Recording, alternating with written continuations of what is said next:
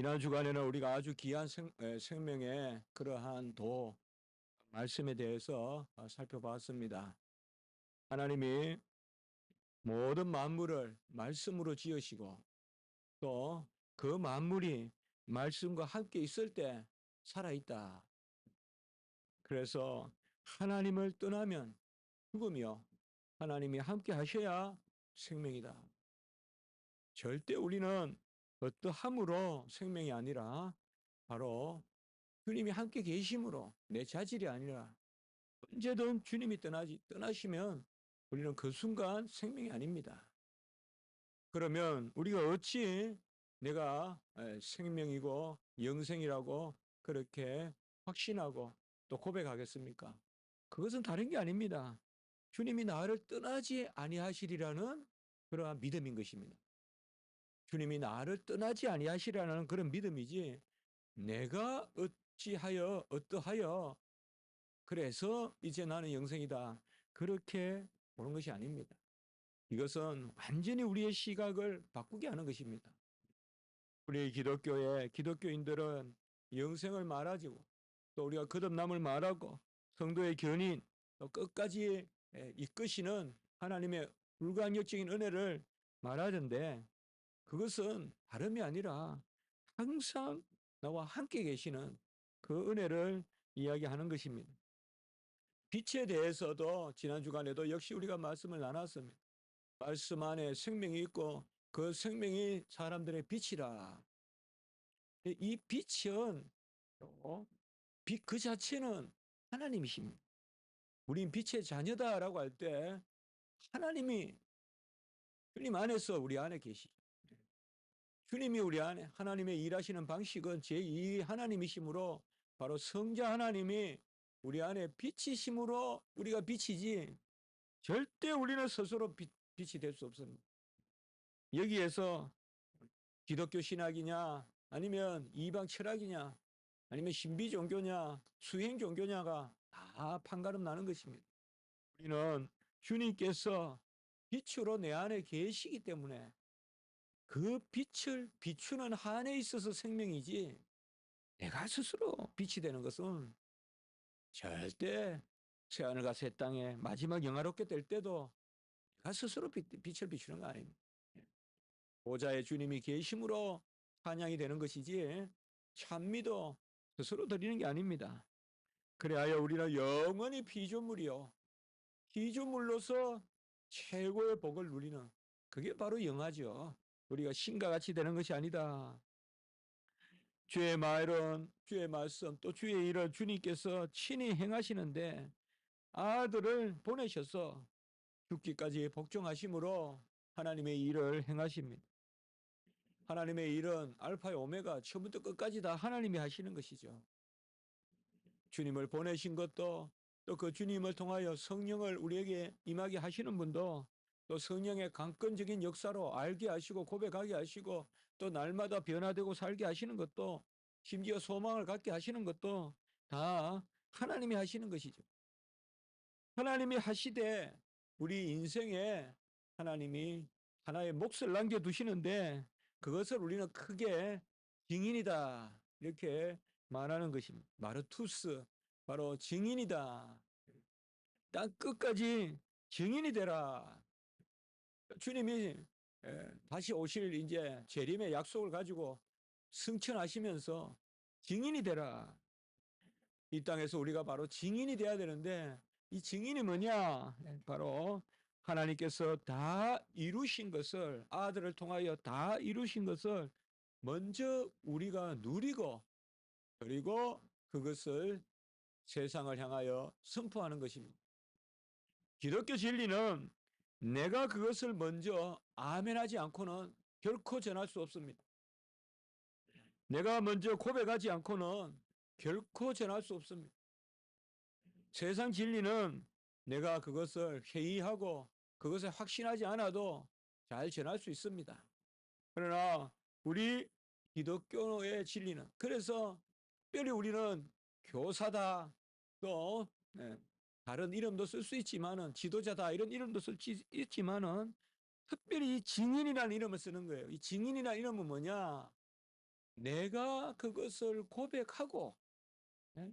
그리고 그것을 선포한다 이 말이죠. 이게 바로 증인이에요. 이 증인이란 단어가 그래서 이제 귀한 거예요. 우리 마르투스란 말은 순교자 그리고 증인이란 뜻이 다 있어요. 원래 순교자란 뜻이에요. 순교자가 뭐겠어요? 내가 죽을 정도로 그 진리를 받아들이고 이거 아니면 나 죽는다 할 정도로 받아들이고 그것을 증거하는 사람이 증인이다 이 말이에요. 그래서 이 증인이란 말이 너무나 귀한 것입니다. 하늘에는 천사를 증인으로 세우고 이 땅에서는 하나님께서 돌도 강도 하늘도 아닌 사람을 하나님께서 증인으로 삼으셨습니다. 특별히 우리 주님도 이 땅에 오신 하나님의 아들이신데 이 하나님의 아들이 오시기 전에 하나님은 먼저 이렇게 증인을 세웁니다. 우리가 성경 말씀에 보면 많은 경우에 이렇게 먼저 예비하는 그런 발걸음들을 많이 준비하신 것을 볼 수가 있어요. 어떻게 보면 하나님은 처음과 끝이요.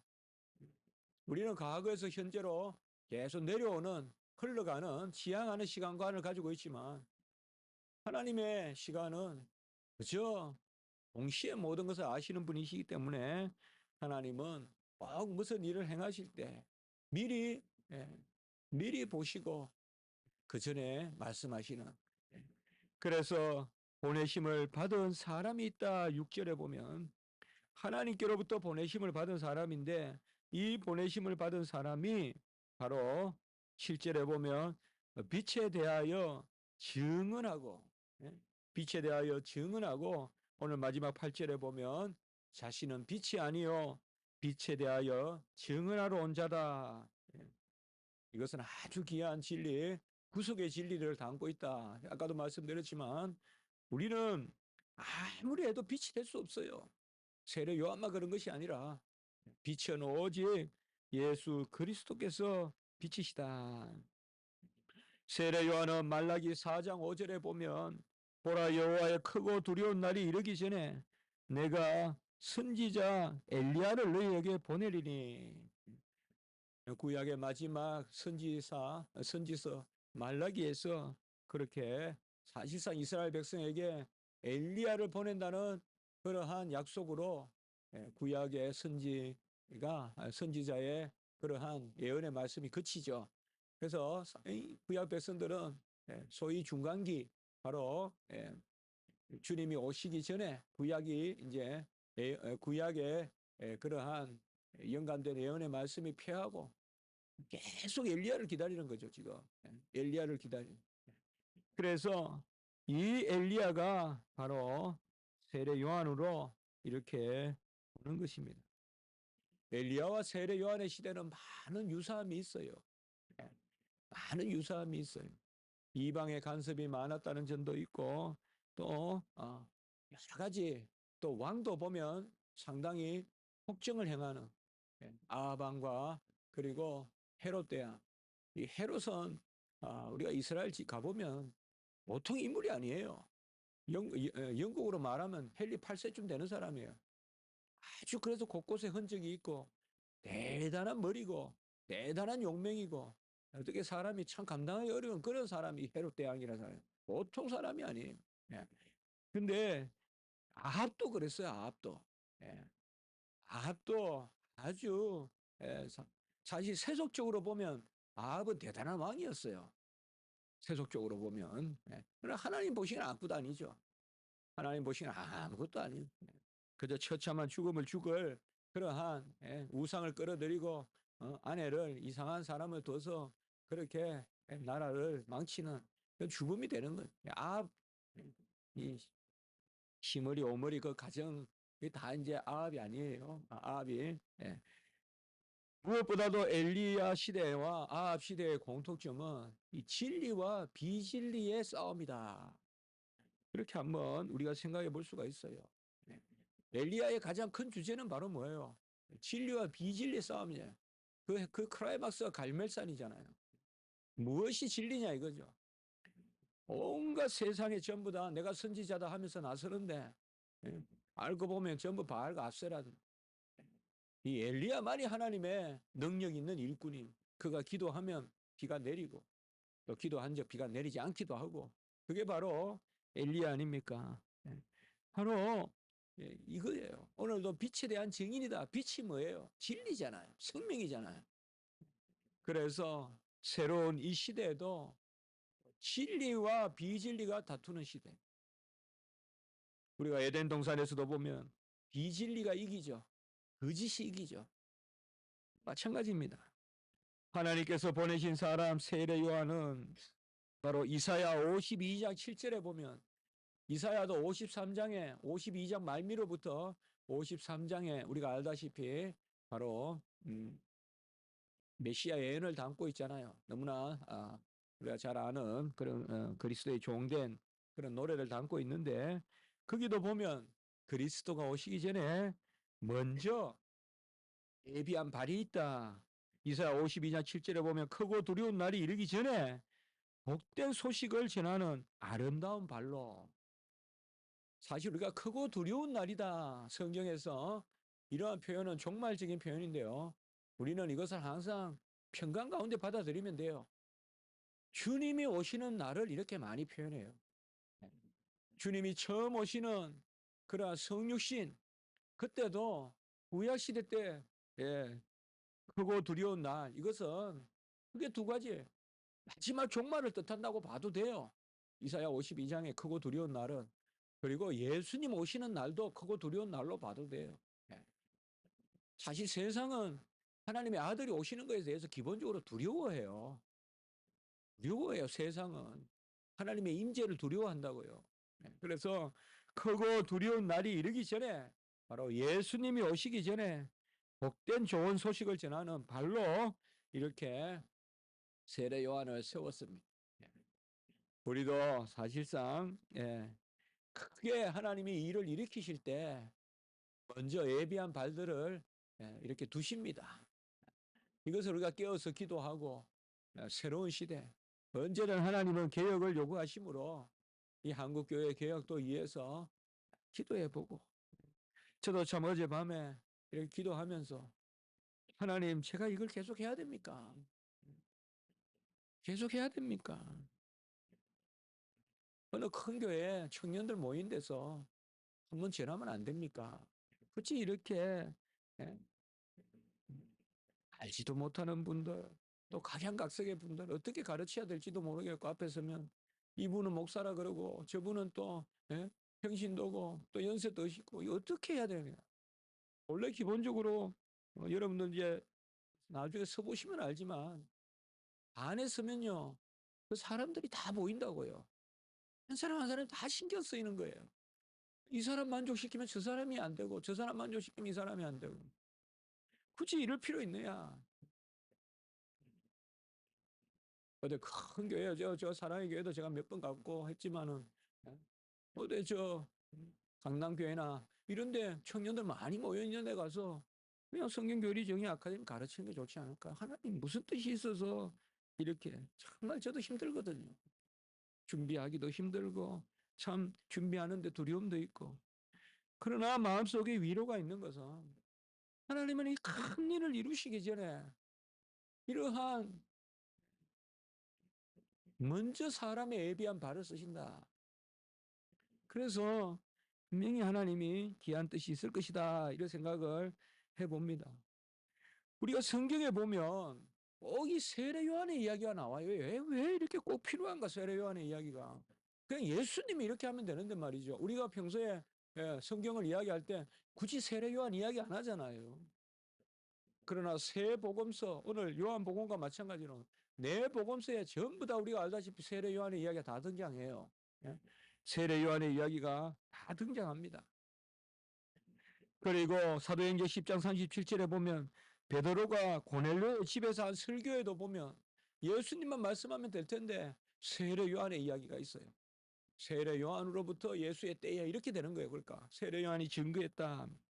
사도행전 13장에 보면 유명한 비시디아 안디옥 설교가 나오죠. 소아시아의 제1차 선교 때 비시디아 안디옥 설교. 여기에 바로 제3과 의의 전가의 유명한 설교가 나오는데, 사도 바울의 여기서도 사도 바울이 비시디아 안디옥에서 소아시아에 설교하면서 또 세례 요한을 이야기해요. 가룟 유다 이후에 새로운 제자를 뽑았죠. 새로운 제자를 뽑는 그러한 선거가 있었는데 제비뽑기가 있었죠. 그때도 바로 사도행전 1장 21절 22절에 보면 요한의 세례로부터 우리 가운데 올려가신 주 예수께서 이렇게 말하고 있어요. 왜 이렇게 세례 요한에 대한 이야기를 많이 했을까요? 우리가 여러 가지 생각해 볼 수가 있어요. 주의 일은 먼저 예비한 발걸음을 통하여서 증거하신다. 하나님의 일은 먼저 그림자를 보여주시고 실체가 나타난다. 우리 실체가 있고 그림자를 보게 되지만 하나님은 먼저 그림자에는 분명히 실체가 있잖아요. 우리 그 그림자를 쫓아가다 보면 실체가 보인다 이 말이죠. 그러니까 먼저 하나님이 예비한 발걸음을 사용하십니다. 우리 교회도 세례 요한과 같이 사용돼야 되고 우리의 삶도 세례 요한과 같이 사용돼야 돼. 우리가 지금은 하나님 어찌할까 어찌할꼬 하나님께 여쭙지만 믿음의 일꾼들을 살펴보면 다 그러한 막막한 가운데서 하나님이 사용하신 거예요. 요나도 죽기를 구하였고 엘리야도 죽기를 구했던 사람들이에요. 그 큰 일을 이루시기 전에 그들이 확신이 찼던 게 아니에요. 엘리야가 요나가 내가 뭘 하겠습니다. 난 자신 있습니다. 그게 아니에요. 못 하겠습니다. 죽겠습니다 할 때 하나님이 쓰세요.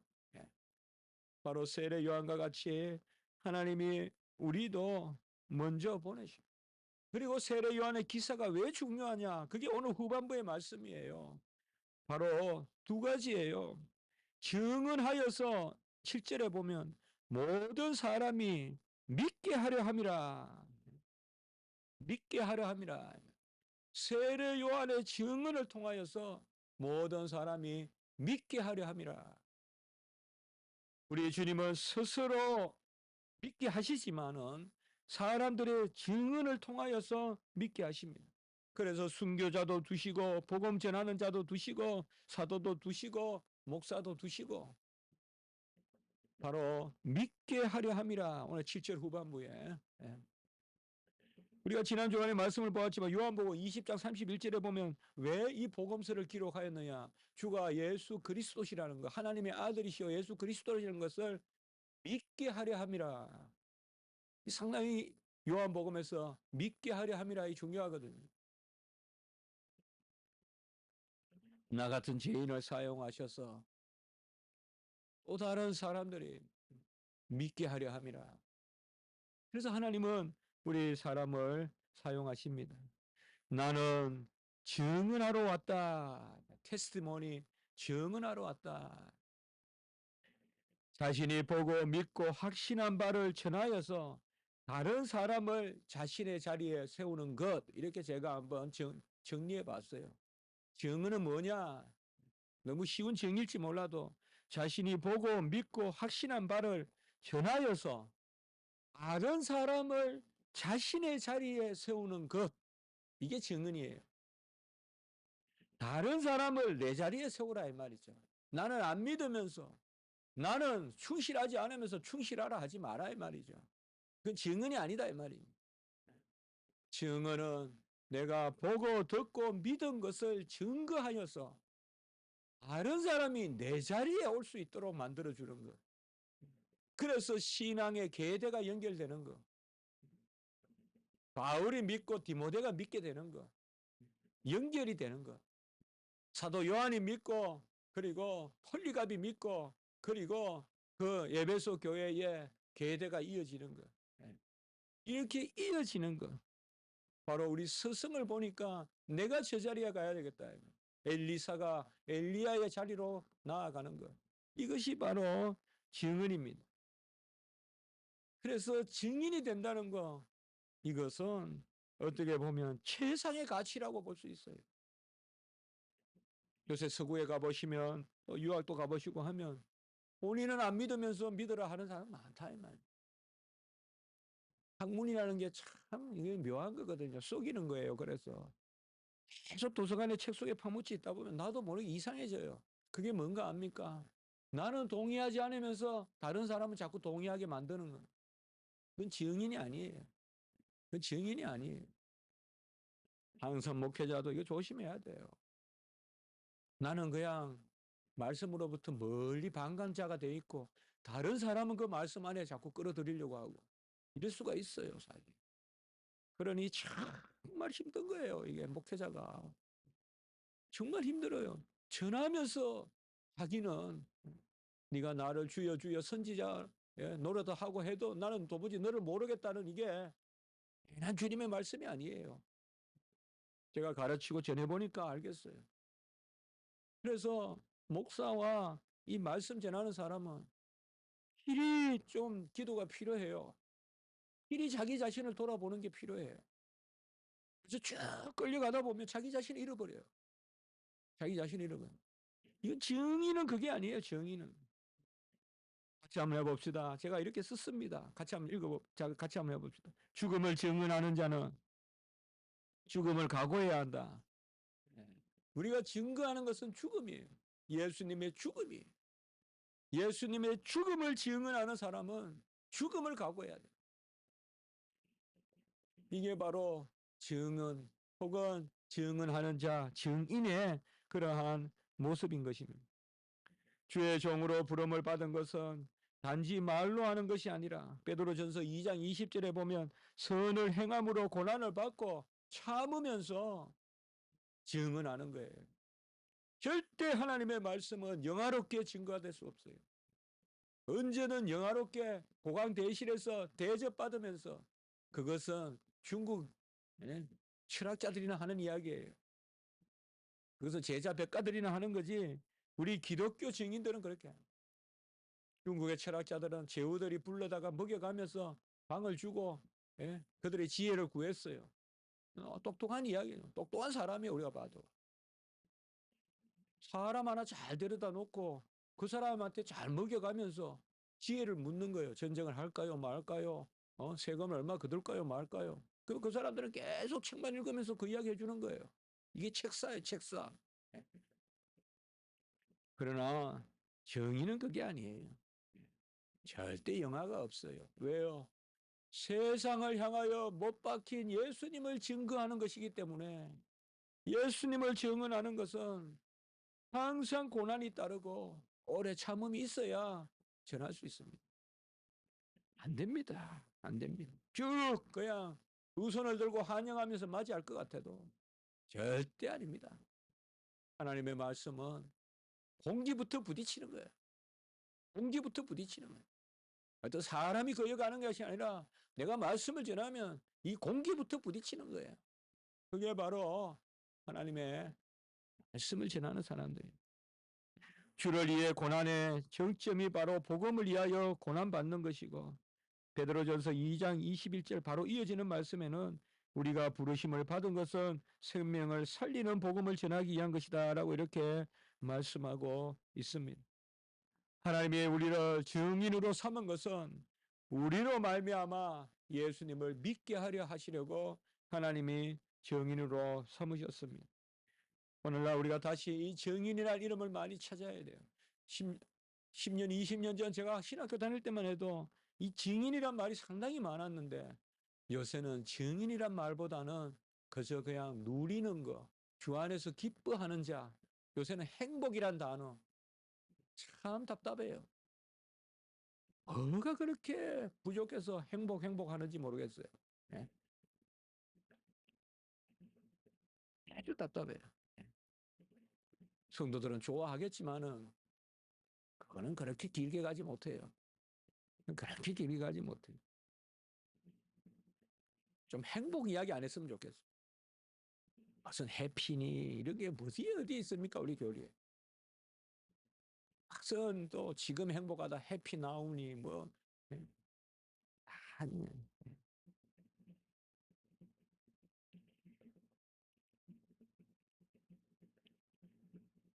진짜 즐거운 것은 증인이 될 때 즐거운 거예요. 이게 기독교 세상이 줄 수 없는 즐거움이 주를 위해 고난당하고 주를 위해 외로운 그러한 길을 가고 그게 바로 즐거움이죠.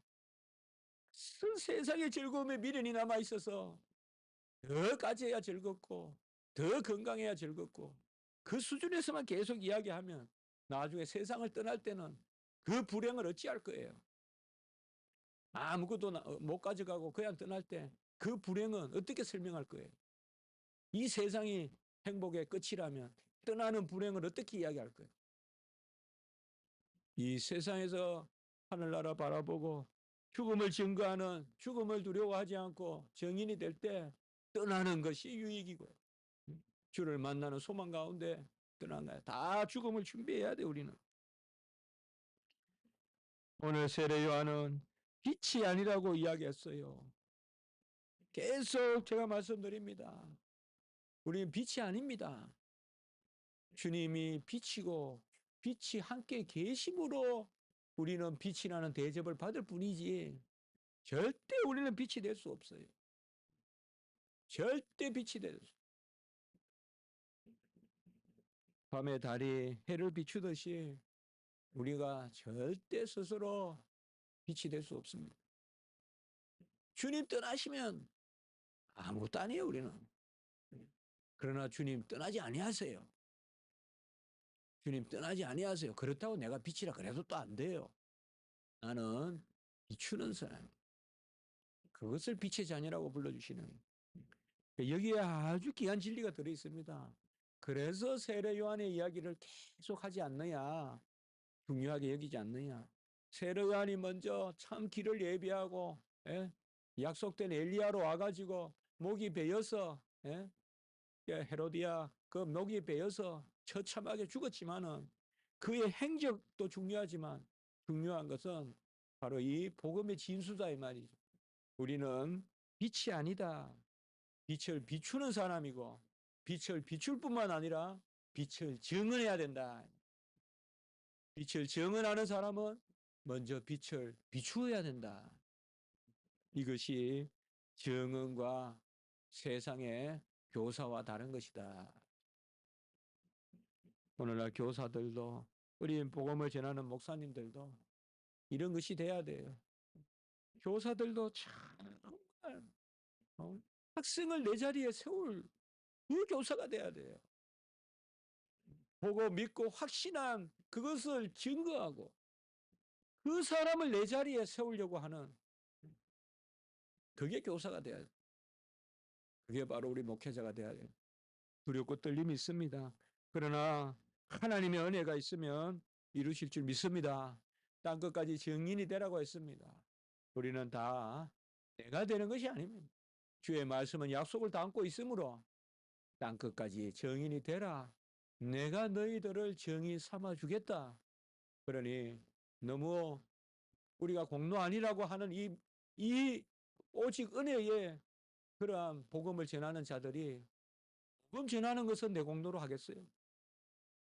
복음이 오직 은혜라면 복음 전하는 일도 오직 은혜로 일어나겠죠. 오직 은혜로 우리가 사용되고 교회가 사용될 줄 믿습니다. 오직 은혜로 하나님이 우리를 사용하실 줄 믿습니다. 준비시켜서 변화시켜서 항상 무슨 일이 일어날지 몰라요. 언제 내가 갈매산 호에 올라서 있을지 몰라요. 준비해야 돼요. 언제 내가 이방과 다투고 언제 내가 정인의 자리에서 그럼 우리가 준비해야 돼요. 많은 해중 가운데서만 준비될 것 같아도 아라비아의 광야에서 준비하고 베르세바에서 준비하고 광야에서 준비하고 준비해야 돼요. 어느 구석의 골방에서 이름 소문도 없는 곳에서 준비해야 돼요. 하나님이 언젠가 쓰십니다. 오늘 이 말씀의 은혜가 우리 교회에 또 부족한 종가 우리 여러분께 있기를 원하는 것입니다. 한번 기도드리겠습니다. 거룩하고 자비로우신 하나님 아버지, 귀한 오늘 말씀을 통하여서 저희들의 영혼을 깨우시고 저희들의 심령을 불붙듯이 하게 하시니 감사합니다. 정의는 내가 믿고 확신하고 내가 본 것을 전하여서 그 듣는 사람이 내 자리에 서기를 원하는 그것이 바로 정인의 모습이라는 것을 기억합니다. 내가 고백하지 않고 어찌 전할 것이고 내가 감화받지 않고 어찌 감화를 이야기하겠습니까? 우리도 세례 요한과 같이 정말 그가 당신이 오실 메시아인가 물으시고 그 예수님이 바로 그리스도란 것을 확신하고 죽음의 자리로 나아가는 그러한 세례 요한과 같은 증인의 삶을 살게 하시고 우리로 말미암아 믿는 자들이 많아지는 그런 역사가 있게 해 주시옵소서. 오늘 한날 예배 가운데 주님의 은혜를 더하여 주시옵소서. 말씀으로 우리를 채워주시고 하나님의 어떠하심으로 우리가 깨닫게 하시고 하나님의 뜻을 분별하고 기뻐하고 소망하는 오늘 한날 예배가 되게 해 주시옵소서. 주일학교와 또 청년부 사랑하시고 붙들어 주시고 지도하시는 우리 목사님과 전도사님 위에도 은혜를 더하여 주시고 오늘 한날 말씀 가운데 주여 놀라운 주님의 은혜를 더하여 주시고 성경교리 정의 아카데미 이제 3회 어제 아버지여 세곡교회 당에서 그렇게 행하게 하심을 감사합니다. 주여 감사를 드리고 또 다음 주 그 다음 주까지 잘 감당할 수 있도록 주여 도와 주시옵소서. 구주 예수 그리스도 이름으로 감사하며 기도드리옵나이다. 아멘.